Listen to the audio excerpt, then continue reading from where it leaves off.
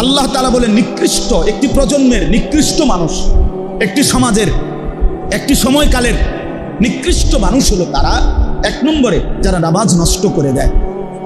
এখানে তাফসীরের মধ্যে স্পষ্ট আছে ওয়ালাইসাল মুরাদ আন্নাহুম তারাকুস সালাহ। তাফসীরের মধ্যে লিখছে যে এখানে এর দ্বারা উদ্দেশ্য এটা নয় যে তারা নামাজ টোটালি ছেড়ে দেয়, এরা না। যারা টোটালি নামাজ পড়েই না এরা নিকৃষ্ট মানুষ না, এরা মন্দ মানুষ নয় যে যারা নামাজই পড়ে না। কথা বুঝেন না হাজি সাহেব? এরার আলোচনা না এখানে। যারা টোটালি নামাজ পড়েই না এদেরকে কোনো প্রজন্মের উত্তম তো নাই, নিকৃষ্টও না, এরা কোনো মানুষও না, মানুষের জাতও না, ওর কোনো আলোচনাই নেই। ও একেবারেই হিসাবের বাহির। ওইটা মানুষও না, প্লাস্টিকও না, এটা হাইওয়ানও না, জানোয়ারও না, ওইটা কিছুই না। ওর নিয়ে কোনো টেনশন, কোনো আলোচনাই নেই। আল্লাহ তাআলা তাকে কোনো হিসাবের মধ্যে আনেন। এই লিখছে তাফসীর ওয়ালাইসাল মুরাদ আন্নাহুম তারাকুস সালাহ। এটা উদ্দেশ্য নয় যে টোটালি নামাজ ছেড়ে দিছে তারা নিকৃষ্ট, না না, আল্লাহ বলছে এটা না। ওরা কোনো আলোচনাই নাই, ওরা কোন আইটেমে, ওর কোনো আইটেমে নেই, ওর কোনো আইটেমে নেই, ওই অপদার্থের কোনো আইটেমে নেই, ওই অপদার্থের কোনো আইটেম। এই জন্য বেনামাজি কোনো মানুষের কাতারে পড়ে না। যার কপালে সেজদা নাই ওই কোনো ইনসানের কাতারে পড়ে না, ওই কোনো মানুষের কাতারে পড়ে। উলাইকা কাল আনআম, ওইটা চতুষ্প জন্তুর কাতারে, অথবা তার চাইতে নিকৃষ্ট। তাকে নিয়ে কোনো আলোচনাই নেই। আলোচনা হলো আদাউস সালাহ, নামাজ পড়ে কিন্তু নামাজকে নষ্ট করে। নামাজ পড়ে কিন্তু কি করে? নষ্ট করে। এখন নামাজ পড়ে অথচ নামাজ নষ্ট করে কিভাবে? তাফসীরের মধ্যে লিখছে তিন ভাবে। এক, আল্লাযীনা ইউআখিরুনাস সালাহ। প্রথম হলো যারা নামাজ তো পড়ে ঠিক কিন্তু কখনোই বা সব সময় নামাজকে বিলম্ব করে। যথাসময়ে কি পড়ে না? নামাজ পড়ে না। নামাজকে সব সময় তার ওয়াক্তের শেষ মাথায় নিয়ে বিলম্ব করে, অবহেলা করে নামাজ পড়ে, সে হলো আদাউস সালাহ, নামাজ নষ্টকারী, সে নিকৃষ্ট মানুষ। আল্লাহর ভাষা। রাসূলুল্লাহ সাল্লাল্লাহু আলাইহি ওয়াসাল্লাম হাদিসের মধ্যে কথা স্পষ্ট বলছেন, নামাজকে যে বিলম্ব করে, সর্বদা এই অভ্যাস বানায় নেয়, ওই নামাজ মুনাফিকের নামাজ। কসম আল্লাহ, নবীজি বলছে তিনবার, তিলকা সালাতুল মুনাফিক। ওইটা মুনাফিকের নামাজ, মুনাফিকের নামাজ, মুনাফিকের নামাজ। ইয়ারকুবু হাত্তা তাগরুবা শামস। আসরের উদাহরণ দিছে নবীজি, আসরের নামাজে যে সে অপেক্ষা করতে থাকে, নিজের ব্যস্ততায় লিপ্ত থাকে, হাত্তা তাগরুবা শামস, এমনকি সূর্য ডুবার মুখোমুখি হয়ে যায়। হাত্তা কানাত বাইনা কারানাই শাইতান, সূর্য তখন শয়তানের দুইটা শিংয়ের মাঝখানে চলে আসে, সূর্য ডুবার কাছে। কামা ফানাক্কারা আরবাআন লা ইয়াযকুরুল্লাহা ইল্লা কালিলা, সে তখন দাঁড়িয়ে 4 রাকাত আসরের নামাজের নামে সূর্য ডুবার মুহূর্তে মুখোমুখি সময়ে 4টা ঠোকর মারে। এত দ্রুত পড়ে যে যেন 4টা কি মারছে? ঠোকর মারছে। লা ইয়াযকুরুল্লাহা ইল্লা কালিলা, আল্লাহর তাসবিহগুলো, জিকির, নামাজের বিষয়গুলো ঠিক মতো আদায় করে না, সামান্যই, যত সামান্য। সুবহানাল্লাহ সুবহানাল্লাহ, বুঝেন না? আতাইতুল্লাহ সাল্লাল্লাহু আলাইহি ওয়াসাল্লাম, আলাইকুম ওয়া রাহমাতুল্লাহি ওয়া বারাকাতুহু, আসসালামু আলাইকুম ওয়া আলাইকুম আসসালাম, সাল্লাল্লাহু আলাইহি ওয়াসাল্লাম। উড়াই লাইলো আর কি। 4 রাকাত নামাজ 1.5 মিনিটে শেষ, 2 মিনিটে শেষ। আল্লাহর নবী সাল্লাল্লাহু আলাইহি ওয়াসাল্লাম বলেন ওই নামাজ মুনাফিকের নামাজ। কার নামাজ? মুনাফিকের নামাজ, মুনাফিকের নামাজ। কুরআনুল কারীমে আল্লাহ তাআলা বলছেন মুনাফিকের 1 নম্বর চিহ্ন, আল্লাহ তাআলা কোরআনে বলছে মুনাফিকের প্রথম পরিচয় কি? কোরআনে বলছে আল্লাহ, ওয়া ইযা কামু ইলাস সালাতি কামু কুসালা। মুনাফিকের প্রথম চিহ্ন যারা নামাজ পড়ে অলসভাবে। নামাজ পড়ে না, তাকে কথা বলেন না, পড়ে কিন্তু কিভাবে? অলস, অলসভাবে। আল্লাহ বলছে কোরআন, ইন্নাল মুনাফিকিনা ইউখাদিউনাল্লাহা ওয়া হুয়া খাদিউহুম ওয়া ইযা কামু ইলাস সালাতি কামু কুসালা। এজন্য প্রিয় ভাই আমার, বাপ আমার, আমরা আপনাদের কাছে অনুরোধ করি, 1 নম্বরে যারা নামাজ ছেড়ে দেন, নামাজ পড়েন না, নওজোয়ান ভাই, বাবা, ব্যবসায়ী, দোকানদার, সামান্য দুনিয়ার জন্য, সামান্যটুকু এই ব্যস্ততার জন্য টোটালি নামাজ ছেড়ে দেন যারা, আপনি কিন্তু মানুষের কোনো কাতারে না। আপনার পরিচয় ইনসানের কাতারে ওঠে নাই, আপনি মানুষের কাতারে আসেন না। আল্লাহ তাআলা এই কপাল দিয়েছেন, আমি সব সময় বলি এটা, এই কপাল পৃথিবীর উপার্জনের কোনো কাজে লাগে না। মানুষের হাত পাও, মানুষের ব্রেন, দিমাগ, চোখ, কান, এগুলো মানুষ বিভিন্ন উপার্জনের বিভিন্ন কাজে হাত দিয়া ধরে, পাও দিয়া হাঁটে, ব্রেন দিয়া ভাবে, চোখ দিয়া দেখে, কান দিয়া শুনে, তাহলে তার উপার্জনের কোনো না কোনো কাজে এগুলো লাগে। কিন্তু এই কপাল পৃথিবীতে কামাই রোজগারি, বাজার, ব্যবসা, চাকরি, কৃষি, ক্ষেত খামার, পড়া লেখা, লেখা, কোনো কিছুতেই কপালের কোনো আলাদা কাজ নেই। তাহলে কপাল এটা আল্লাহ তাআলা কেন বানাইলেন? আল্লাহর কসম, রব্বে করিম, কপাল শুধুই সেজদার জন্য বানাইছেন। অতএব যার কপালে সেজদা নাই, তোর কোনো কপালে নাই। তোর কপাল মন্দ না তো কার কপাল মন্দ? তোর কোনো কপালে না, তোমার কোনো কপালে নাই। কারণ কপাল আল্লাহ তাআলা বানাইছেন শুধু সেজদা। এজন্য সেজদা বলে কাকে? আরবিতে ওয়াদউল জাবহাতি আলাল আরদ। সেজদা বলাই হয় জমিনের মধ্যে কপাল রাখা। জমিনের মধ্যে কি রাখা? কপাল রাখা। এটারই কি কয়? সেজদা। তার মানে সেজদা আর কপাল অঙ্গাঙ্গি ভাবে কি? অতএব এই ছোট্ট সময়ে প্রথম কথাই কি? নামাজ ত্যাগ করার কোনো সুযোগ ইনসানের নাই। আমরা মুসলমান পরিচয় দিয়ে, মুমিন পরিচয় দিয়ে নামাজ ত্যাগ করার কোনো সুযোগ নেই। আর আদাউস সালাহ, নিকৃষ্ট মন্দ প্রজন্ম, মন্দ জেনারেশন, মন্দ উত্তরসূরি, এর প্রথম চিহ্ন হলো যে নামাজ নষ্ট করে। আর নামাজ নষ্ট করার প্রথম চিহ্ন হলো যে নামাজকে সর্বদা বিলম্ব করে। নামাজকে সর্বদা কি করে? 2 নাম্বার, নামাজের মধ্যে 4টা জিনিস আছে। নামাজের ফারায়েজ, নামাজের ওয়াজিব আছে, নামাজের সুন্নত আছে, নামাজে মুস্তাহাব আছে। আছে কি না বলেন না কেন? যেমন দাঁড়ানো, এটা ফরজ। যেমন রুকু থেকে সোজা হয়ে দাঁড়ানো ওয়াজিব। 2 সেজদার মাঝখানে স্থির হয়ে বসা, এটা ওয়াজিব। রুকু করা এটা ফরজ, সেজদা করা এটা কি? ফরজ। তাহলে এরকম কিছু ফরজ আছে, কিছু ওয়াজিব আছে, কিছু কি আছে? সুন্নাত আছে। তাসবিহগুলো পড়া সুন্নাত, তাহলে সুন্নাত আছে। তাহলে এরকম ফরজ, ওয়াজিব, সুন্নাত, মুস্তাহাব, এগুলো মানে রুকু, সেজদা, তাসবিহ, সূরা, কেরাত, এগুলো যথোপযুক্তভাবে, সঠিকভাবে, পরিপূর্ণভাবে আদায় যে করে না, সে তার নামাজকে নষ্ট করে, সে নিকৃষ্ট মানুষ, সে মন্দ লোক, সে মন্দ উত্তরসূরি। রুকু তো দেয়, সোজা হইয়া দাঁড়ায় না। সেজদা তো দেয়, মাথা একটু উঠাইয়া আরেকটা সেজদা। নামাজ তো পড়ে, কিন্তু সূরা অশুদ্ধ, দোয়া কালাম অশুদ্ধ, তাসবিহগুলো অশুদ্ধ। 40 বছর 60 বছরে এই বিবেকে এটাও জাগলো না যে আমার 4টা সূরা ঠিক করা দরকার। কি মুসলমান এটা? আমার রীতিমতো ওই মানুষটারে বড় আশ্চর্য লাগে। আমার সবচেয়ে পৃথিবীতে অবাক করা যে কয়েকটা বিষয়, এর মধ্যে এইটা একটা লাগে যে এটা কি বুড়ার এইটা, এতে বেটা 60 বছরও তার বিবেকের মধ্যে এটা ঢুকলো না যে আমি কোরআন শরীফ অশুদ্ধ পড়ি, সূরা কেরাত অশুদ্ধ পড়ি, আর তাহিয়াতু অশুদ্ধ পড়ি। এটা ঠিক করণ দরকার। এই কথাটা যার ভিতরে বুঝে আসে নাই, তার মতো ফেলাস্টিক আর কেউ হইতে পারে না। দুই রে বেটা, আকামলা বেটা, বাক্য পূজা পূজা পাই, ফালতু লোক কথা, একেবারে ফালতু লোক। কিসের মুসলমান বেটা তুমি? আচ্ছা 40 বছরও তোমার বিবেকের মধ্যে এই কথাটা ঢুকলো না? বোকা মানুষ, পিঠা ভাত খাও তুমি। কার ওয়াজ শুনলে এতদিন ধরে? এত ওয়াজ, এত নসিহত, এত জুমার বয়ান, 40 বছর ধরে, 30 বছর ধরে, 20 বছর ধরে মিয়া ইমাম সাহেবের মাগরিবের, এশার নামাজ, ফজরের নামাজের সূরা কেরাত সে তো শুনে, তো তার তো এটা বিবেকে আসা উচিত, কিন্তু হুজুরে কেমনে পড়ে, আমি পড়ি কেমনে? এই কথাটাও যদি আমার বুঝে না আসে, তো এটা বুঝে আসবে কোন দিন? এই মামুলি কথা যে কমপক্ষে চলনসই যেটুকু হলে আমার নামাজ হবে, এতটুকু শিখি।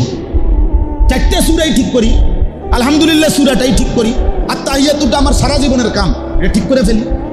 দোয়ায়ে কুনুত আমার সারা বছরের কামে লাগবে, দোয়ায়ে মাসুরা আমার সারা বছরের কামে লাগবে, এটা ঠিক করি। এতটুকু হইলেও তো হইতো না। এটার কোনো পাত্তাই দেয়, পাত্তাই দাদা কইছে বানতাম দান, বানতে আসি ও দাদা। ওদা ধান মানে ভিজা ধান। আগের দিনে ডেকিতে ধান বাইন নাই তো, তাইলে এইটা কোনো যে আমি যেটা পড়তে আসি হুজুর এটাই পড়তে আসি, এটা ভুল হোক শুদ্ধ হোক যেমনি আছে এমনি, আমি কোনো ঠিকঠাক করার কোনো দরকার নাই, এই মানসিকতা ত্যাগ করা উচিত। আল্লাহ আমাদেরকে তৌফিক দান করেন। নামাজ সুন্দর করেন, নামাজ সুন্দর করেন, নামাজ সুন্দর করেন। মান আকামাহা ফাকাদ আকামাদ-দ্বীন। আল্লাহ নবী সাল্লাল্লাহু আলাইহি সাল্লাম বলছে যার নামাজ ঠিক হলো তার পুরা দিন ঠিক হলো। কেউ যদি নামাজ সুন্দর করার জন্য মানে নামাজ সহি শুদ্ধ রুকু সেজদা সুন্নাত মোতাবেক কেমনে আদায় করতে হয় এটা সুন্দরভাবে শিখতে চান, আমার সাথে যোগাযোগ করবেন। আমি আগামী মাসের 1, 2, 3 খুলনা যাব, আমার খুলনার হজরতের কাছে থাকবো, ওইখানে শায়েখের কাছে, ওইখানে ওলামাদের ইজতেমা হবে, আমাদের সাথে নিয়ে যাবেন। হ্যাঁ, ওইখানে হজরত দাঁড়ায়া দাঁড়ায়া নামাজ ঠিক করে দেন, নিজে বালতি আইনা অজু করে সুন্নত মোতাবেক অজু সবার সামনে করে দেখা, একটা একটা করে ধরে ধরে শিখ। কোনো আলেমে দিন বিশেষ করে যাইতে চাইলে সুযোগ আছে, যোগাযোগ করবে ইনশাআল্লাহ। বেলায়েত ভাই যাবে তো বেলায়েত ভাইয়ের লোকে যোগাযোগ করবে, একসাথে যাবো ইনশাআল্লাহ। আমাদের সাথে অনেক আলেম যাবে ইনশাআল্লাহ। তো আওয়ামও কেউ যাইতে চাইলে বিশেষ তারও নেওয়া যাবে। অজু গোসল নামাজ পাক নাফাক আমল শিখবেন, আমল শিখার জন্য প্রতি বছরে আমরা যাই। এবছরও ইনশাআল্লাহ এই আগস্টের 1, 2, 3 আমরা যাব সেখানে, আল্লাহ তৌফিক দান করেন। 3 নম্বর হলো যে ব্যক্তি নিয়মিত তার জামাত ছেড়ে দেয়, নামাজের জামাত যে ছেড়ে দেয়, এই অভ্যস্ত বানায় নিছে জামাত ছেড়ে দেওয়া। নামাজ কিসে পড়ে না? জামাতে পড়ে না। এই ব্যক্তি নামাজ নষ্ট করে, এই ব্যক্তি নামাজ নষ্ট করে, এই ব্যক্তিও আদাউস সালাহ এর অন্তর্ভুক্ত, এই ব্যক্তিও মন্দ প্রজন্ম, মন্দ জেনারেশন, মন্দ মানুষের অন্তর্ভুক্ত। নাউযুবিল্লাহ। এজন্য জামাত ইহতিমাম করা উচিত। রাসূলুল্লাহ সাল্লাল্লাহু আলাইহি সাল্লাম একমাত্র আমল আগুনে পুরাইয়া দেওয়া কোনো মানুষকে, এটা কখনোই কাম্য ছিল না। জলজ্জান্ত একটা মানুষকে দুনিয়ার বুকে আগুনে পুরাইয়া ফেলবে এটা কেউ চায় না।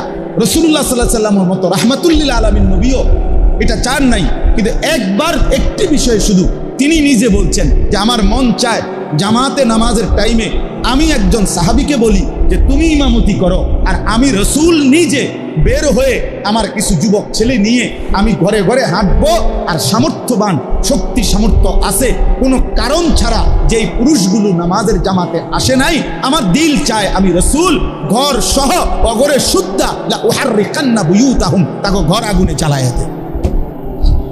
খুদ রাসূল বলছে, বুখারী মুসলিমের হাদিস। আমার মন চায় ওগো ঘর শুদ্ধা আগুনে জ্বালায়া ফেল।